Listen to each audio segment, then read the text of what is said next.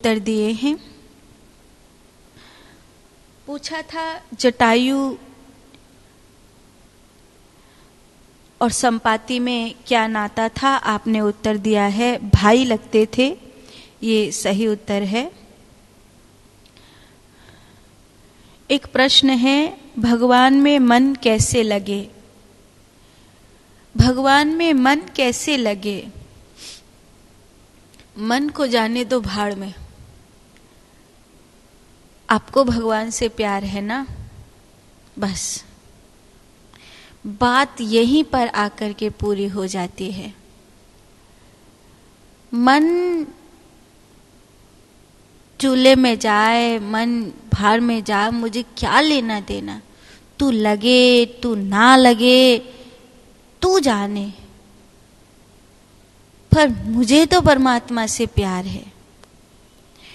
और किसी को किसी से प्यार हो जाता है ना, 24 घंटे सब जगह वही दिखाई देता है, उससे अलग कुछ नहीं दिखाई देता। भगवान से प्रेम हुआ है, भगवान अपने लगने लगे हैं, तो सवाल ही नहीं पैदा होता कि भगवान में मन कैसे लगे। आपको अगर रसगुल्ला खाना अच्छा लगता है तो सवाल ही नहीं होता कि आप ये पूछे कि रसगुल्ला देखूं और मुंह में पानी ना आए। आपको वो अच्छा लगता है। कई लोग हैं वृंदावन आते हैं,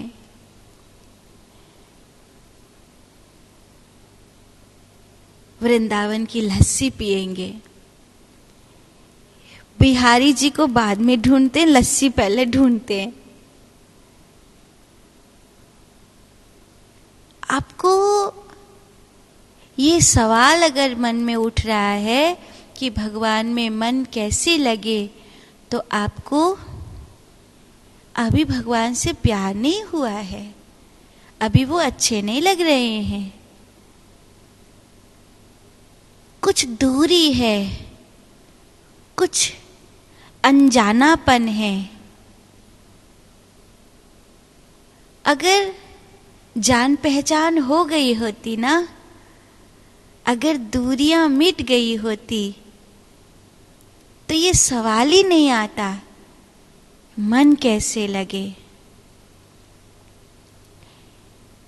कहीं भी चले जाओ, कितने भी दिन चले जाओ, अपना घर अपना ही लगता है ना। टूटी खाट भी सुख देती है। ऐसे तो जहां मैं नौकरी करता था वहां हर चीज थी मेरे पास, लेकिन अपना घर तो अपना ही होता है।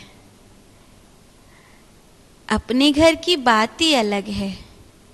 ऐसे तो बहुत लोग प्रेम देते हैं, पर माँ के गले में हाथों को डालकर फिर माँ को लाड़ लड़ाना, उसके जैसा सुख तो कोई और हो ही नहीं सकता। अब कोई ये कहे कि मुझे अपने घर से प्यार कैसे हो जाए, इसका मतलब उसके लिए वो अपना घर नहीं है। अगर वो अपना घर होता तो ये सवाल ही नहीं पैदा होता कि अपने घर से प्यार कैसे हो जाए।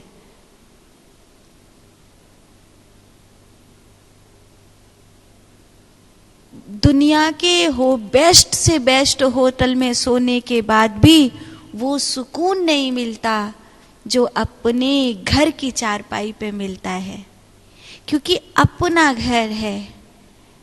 ऐसे ही जिस दिन मुझे ये पता चल जाएगा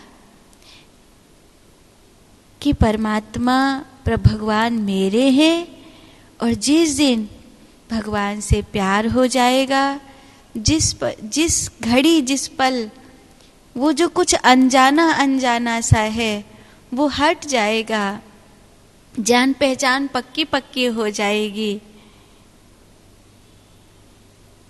कुछ धूल में जमा हुआ सब स्पष्ट हो जाएगा, तो ये सवाल ही नहीं पैदा होगा कि मन कैसे लगे। सवाल तो ये होगा कि मन हटे कैसे, मन हटे कैसे। सवाल तो ये होगा। मन को भगवान में लगाना नहीं पड़ता। मन को अगर भगवान में लगाना पड़ रहा है तो आज नहीं कल कुछ ऐसा होगा कि फिर मन नहीं लगेगा। कितने दिन मन किसी चीज में लग सकता है? क्योंकि मन भंवरे की तरह है, किसी एक फूल पर कभी नहीं बैठता। वो मन उस भंवरे की तरह, जिसे भंवरा फूल बदलते रहता है, ऐसे मन विषय बदलता रहता है। आज आप दुनिया से थक कर मन को भगवान में लगाने की बात कह रहे हैं। सपोज आज मन भगवान में लग गया, कल क्या गारंटी है कि ये मन भगवान से हटकर किसी और चीज को नहीं मांगेगा? अगर आज कोई भगवान को मांग रहा है तो कल वो कुछ और भी मांगेगा, क्योंकि उसकी जो यात्रा है वो चलती है, आगे बढ़ती रहती है, बढ़ती रहती है, बढ़ती रहती है, बढ़ती रहती है। आज मैंने मन को भगवान में लगा लिया, जबरदस्ती सत्संग के द्वारा, पूजा पाठ के द्वारा, गुरुजनों की फटकार के द्वारा, फिर मैं बूढ़ा हो जाऊंगा तो ये क्या जरूरी है कि मेरा मन भगवान में लगा ही रहेगा? नहीं, कुछ और मांगेगा। इसलिए सवाल ये नहीं है कि मन भगवान में कैसे लगे, सवाल ये है कि भगवान और मेरे बीच जो अनजानापन है वो कैसे हटे। क्योंकि मन तो भंवरे की तरह है, वो तो बदल जाएगा।